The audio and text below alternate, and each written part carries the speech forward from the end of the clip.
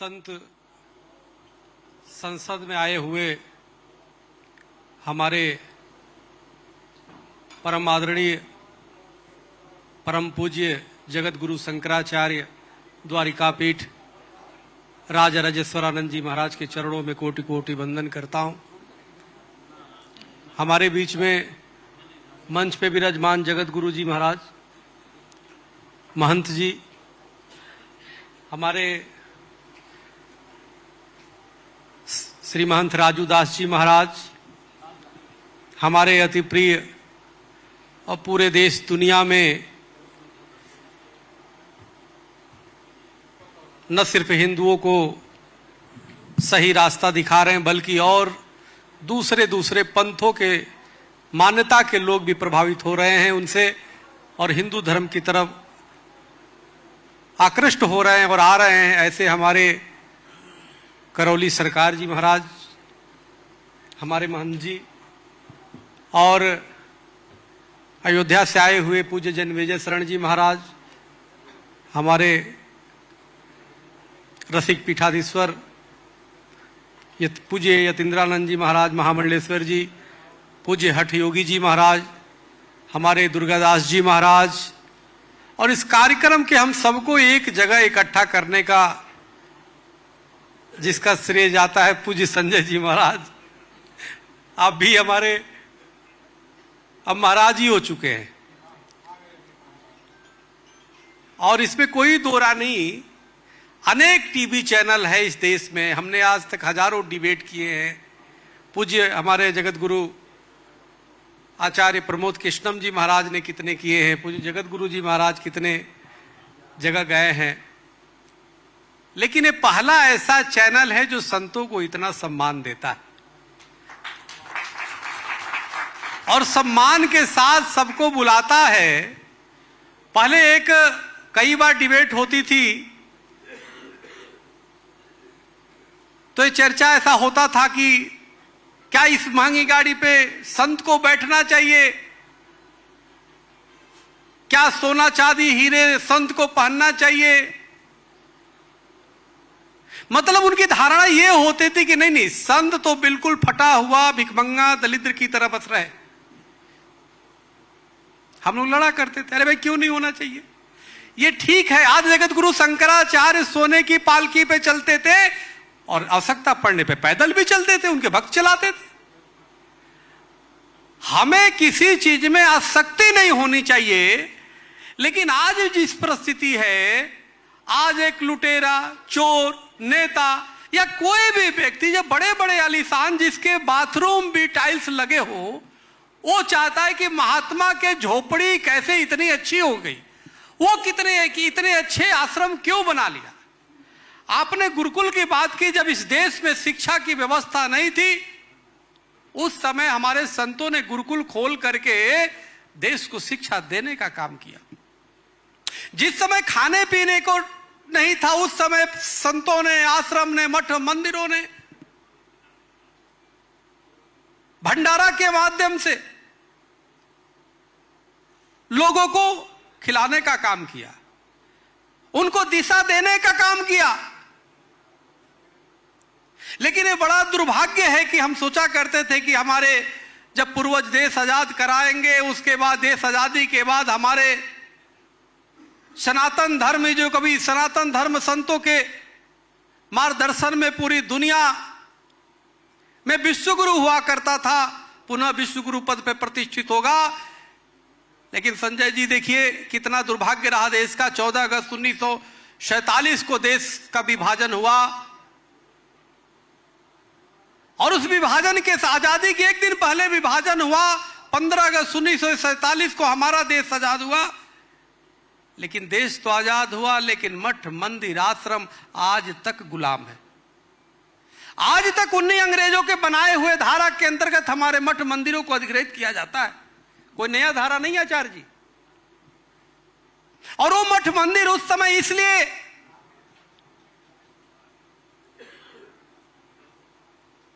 अधिग्रहित किया जाते थे क्योंकि वो जानते थे कि यहां के माध्यम से गुरुकुल चला करते हैं और जब गुरुकुल चलता है तो गुरुकुल में राष्ट्रभक्त पैदा होते हैं। क्योंकि जो सनातनी होगा, हमारे महाराज जी ने बिल्कुल सही कहा, जो हिंदू है, जो सनातनी है, वो राष्ट्रभक्त है। अगर आप कहीं जा रहे हैं, अगर कोई बोल दे कि वो हिंदू है, तो समझो कि राष्ट्रवादी भी होगा, 100% राष्ट्रवादी होगा। तो गुरुकुल के माध्यम से हमारे देश में राष्ट्रवादी होते थे, जो देश की चिंता करते थे, और देश ही नहीं बल्कि वैदिक परंपरा के अनुसार जैसे वसुधैव कुटुंबकम, पूरे विश्व की परिकल्पना की गई कि सभी पूरा विश्व परिवार है, पूरे विश्व की मानवता की और विश्व की कल्याण की कामना करते थे। इसीलिए अंग्रेजों ने एक चाल चली कि अगर इस मंदिरों को जहां पे चढ़ावा आ रहा है, जहां पे धन आ रहा है, जहां पे इसके माध्यम से गुरुकुल चल रहा है, जिसका मूल स्रोत है, क्यों ना इसको अधिग्रहित किया जाए, क्यों ना इसको ऐसे अंडर में कर दिया जाए ताकि ये सब बाधित हो जाए। देश आजाद कराने में अनेक लोगों ने क्रांतिकारी अपने आप को आत्मसात कर लिया। मठ मंदिरों का भी बहुत बड़ा योगदान रहा। मुगल काल में अनेक ऐसे आक्रांता हुए जो हमारे धर्म स्थलों पे, हरिद्वार तक पे भी चढ़ाई करने का प्रयास किया, और इतिहास है कि वहां के हमारे अखाड़ों ने, नागा साधुओं ने उन आतताइयों को मार के भगाने का काम किया। तो निश्चित रूप से कहीं ना कहीं साजिश है। आखिर हर संत के अंदर एक पीड़ा है कि हमारा देश में जो हमारा यही एक बचा हुआ जो बहुसंख्यक देश है, लेकिन आखिर क्या कारण है कि 80-85% जनसंख्या होने के बाद भी, चाहे तमिलनाडु या केरल में जो हिंदू हैं, वहां पे कोई सरेआम विधानसभा में कहने की दुस्साहस करता है कि सनातन को हम मिटा देंगे। महंत राजूदास जी ये तो छोड़िए, वहां बोल रहा है दिल्ली और उत्तर प्रदेश में मनुस्मृति जलाई जाती है। आप जरा सोचिए कितनी ये दुर्भाग्य की बात है। जो मनुस्मृति कहता है यत्र नारीस्तु पूजन्ते रमन्ते तत्र देवता, जहां नारी का सम्मान होता है वहां देवता निवास करते हैं। उस मनुस्मृति को जलाया जा रहा है और सरकारें उन पे जल्दी कोई कार्रवाई नहीं करती, चाहे सरकारें कोई भी हो। आखिर क्यों नहीं करती?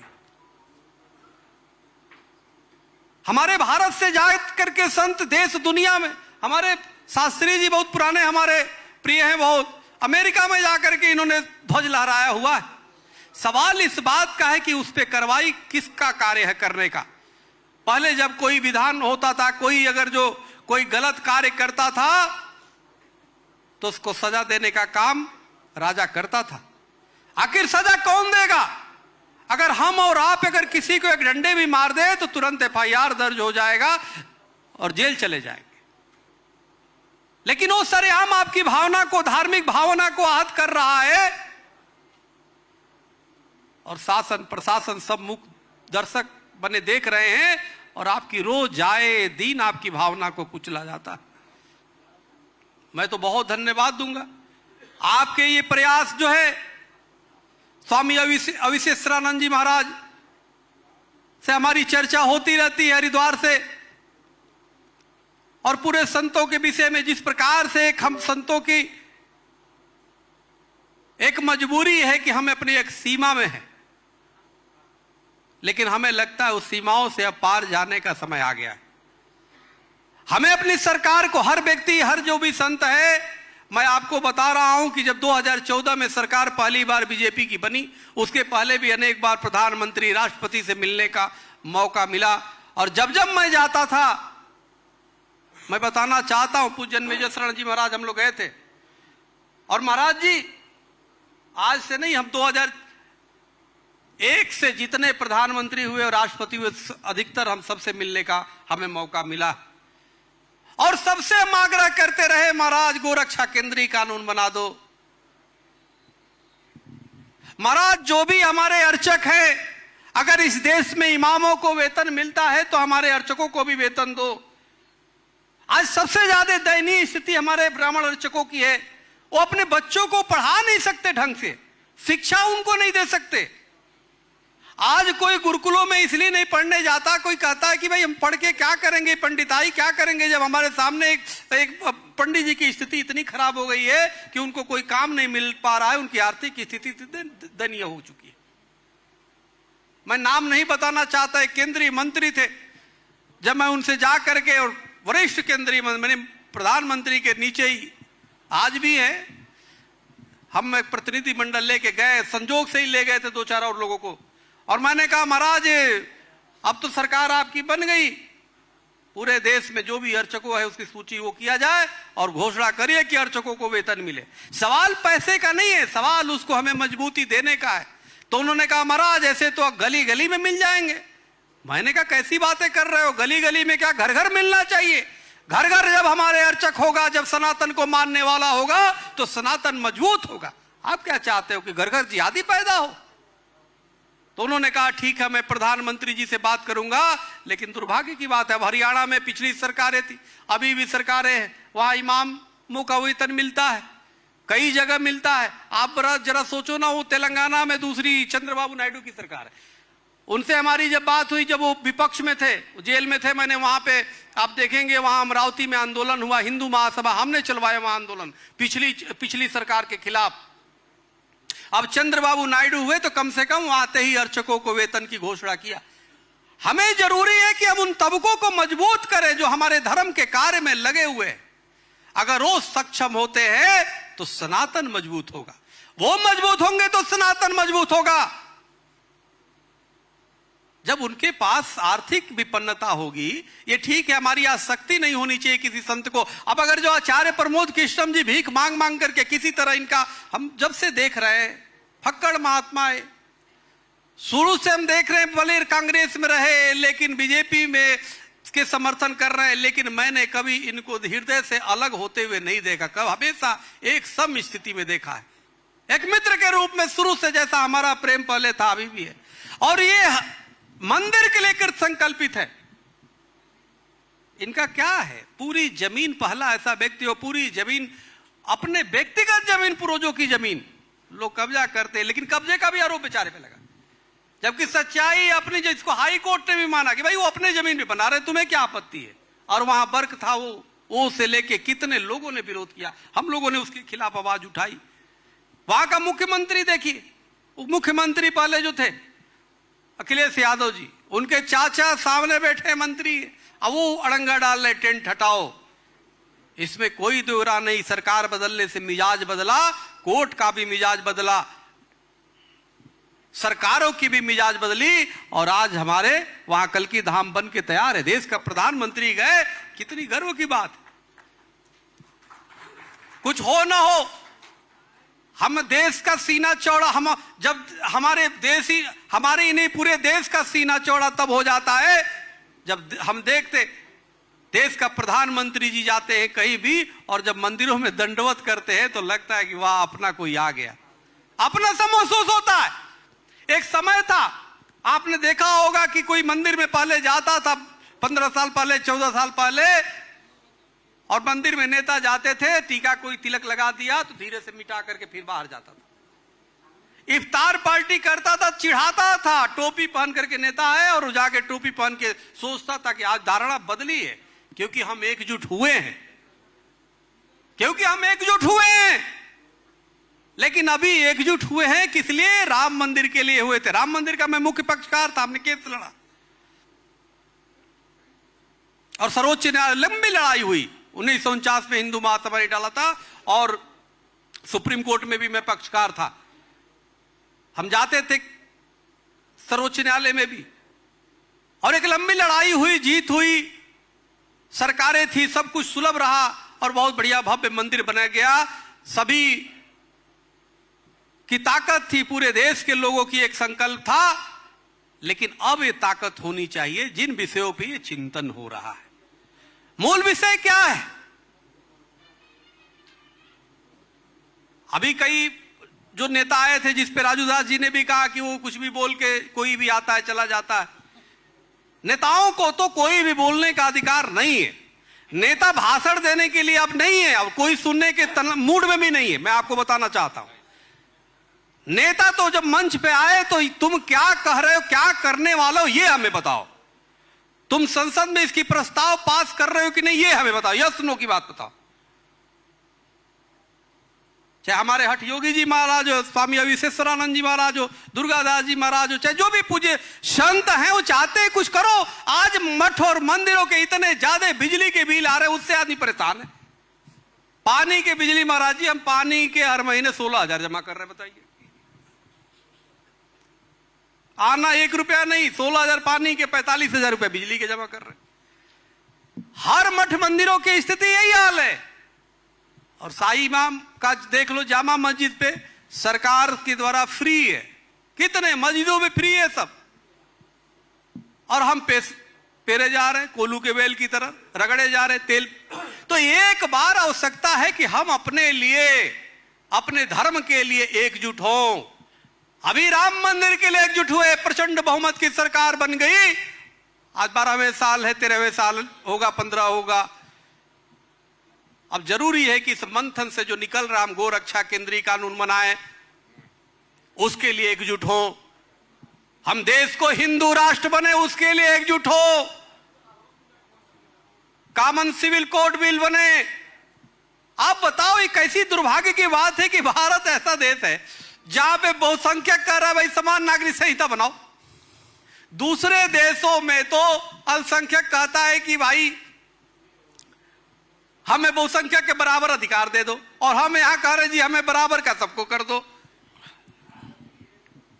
आप कह रहे हो कि धर्मांतरण हो रहा है जी, कुछ कमी है आप लोगों में। अरे भाई, हम में क्या कमी है भाई? हम में क्या कमी है? तू क्या दे रहा है सरकार की तरफ से, हमें क्या सुविधाएं दे रहा है? हम तो अपने आत्मविश्वास से जिंदा हैं, वही बहुत है। तू तो चाहे तो धोती कुर्ता भी खींच ले।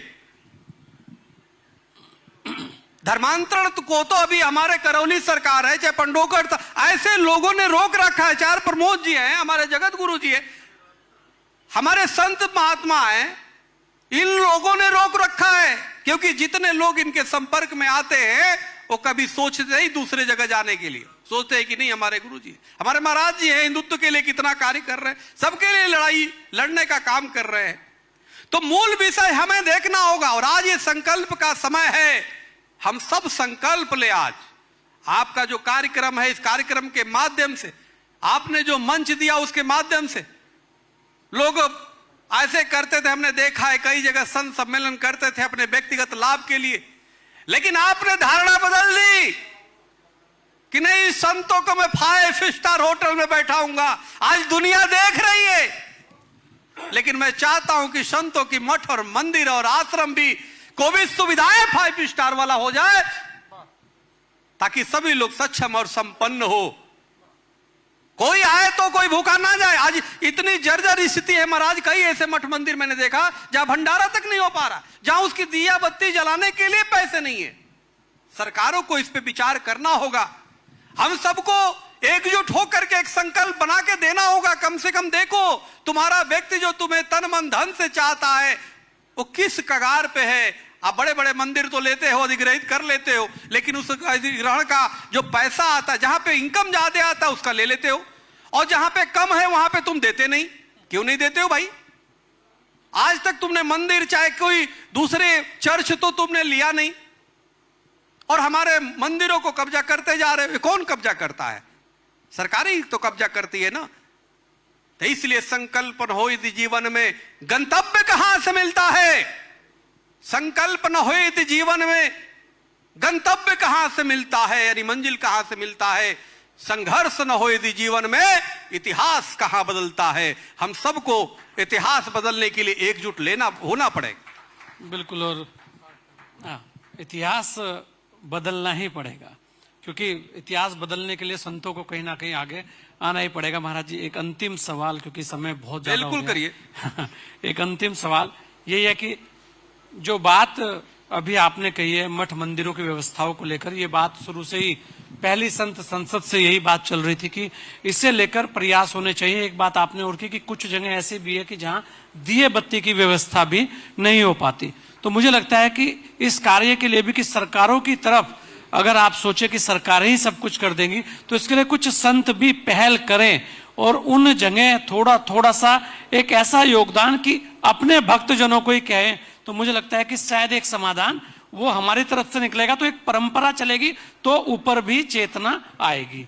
नहीं, सवाल इस बात का है, आप ये समझिए, आप सरकार को बचा क्यों रहे, मुझे समझ में नहीं आ रहा। नहीं, बिल्कुल नहीं, सरकार का फर्ज है। अरे भाई, आप ये देखिए, नहीं आप ये समझिए इस बात को, आप कह रहे हैं कि जी सरकार से नहीं, आप भक्तों के ही के, भाई भक्तों के हो तो फिर जो बड़े बड़े मंदिर हैं जहां इनकम आता है, सरकार क्यों लेती है? उसको लेने का अधिकार नहीं है। जब दे नहीं सकती हमारे कमजोर मंदिरों को, मठों को, तो लेने का अधिकार नहीं है।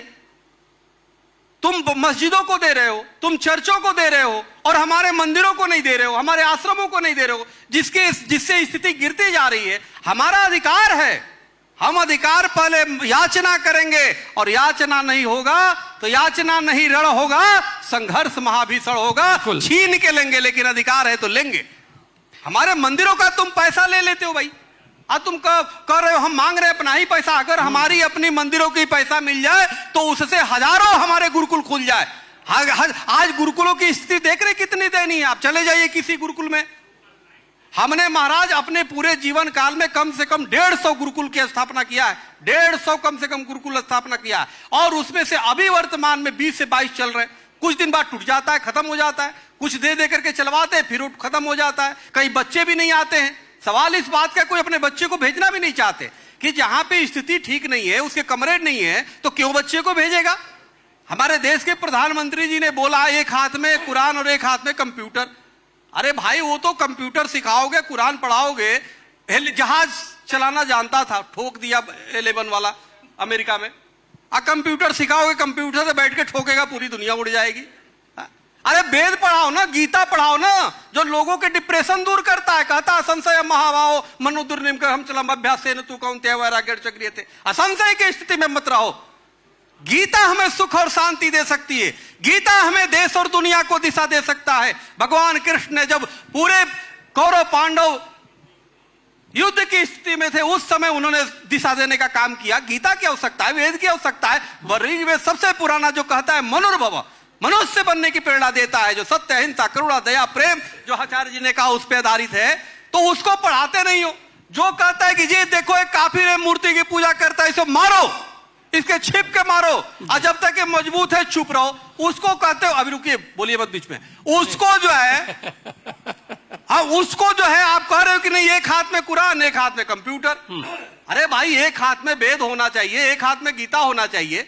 तो इसकी बातें सरकार को करनी चाहिए। आखिर कौन करवा रहा है? तो नहीं तो हम सबको एकजुट हो करके, मेरा मतलब यह है, हमारे देश के यशस्वी प्रधानमंत्री बहुत अच्छे हैं, हमारे मुख्यमंत्री जी बहुत अच्छे हैं, लेकिन बहुत अच्छे से ही कुछ नहीं होगा। अभी बहुत थोड़ा सा गड़बड़ हो रहा है। उस गड़बड़ी में हम लोग जब बोलेंगे, चिल्लाएंगे, तभी होगा, और अच्छे हो जाएंगे लोग साथ। हम लोग तो छूटने वाले हैं नहीं, छोड़ेंगे ना हम तेरा साथ, तो साथ ही मरते दम तक, ये मजबूरी है। तो इसका मतलब ये नहीं हो कि गैरों से करम, अपने से सितम, तो ऐसा नहीं होना चाहिए। हमें लगता है हिंदू सनातन है तो मानवता है, इसलिए मानवता की रक्षा के लिए हम सबको संकल्पित होना चाहिए, और संकल्पित होकर के कि हम अपने अधिकार मांगे। हमारे गोरक्षा जो हमारी, आप बताओ, असम का मुख्यमंत्री राजू दास जी कैसा लगा? वो कह रहे जी खा सकते हो, कमरे में खा लो। वो कह रहे नहीं जी हम तो गौ मांस, अरे मांस खाने की प्रतियोगिता हो रही थी महाराज। ये ठीक है, बंगाल का हमने भी समर्थन किया, जीतना चाहिए, नहीं तो टूट रहा था। लेकिन सवाल हमें समझना होगा कि हम कहां जा रहे हैं। इस बात को, हमें सनातन मूल्यों को आप किनारे करके आप आगे नहीं बढ़ सकते, ज्यादा लंबे नहीं चल सकते। इसलिए इस देश की पवित्रता ये है, देश की सुचिता यही होगी कि हम सनातन को मजबूत बनाएं, हम संतों से आशीर्वाद के साथ, हम उसके गुरुकुल, हम गौरक्षा केंद्रीय कानून बनाएं, हम वेद और गीता को माने, हम गौ को रक्षा तो करें, उसके साथ गंगा की पवित्रता, यमुना की और सरस्वती की पवित्रता पे विचार करें। तो ये बहुत जरूरी है।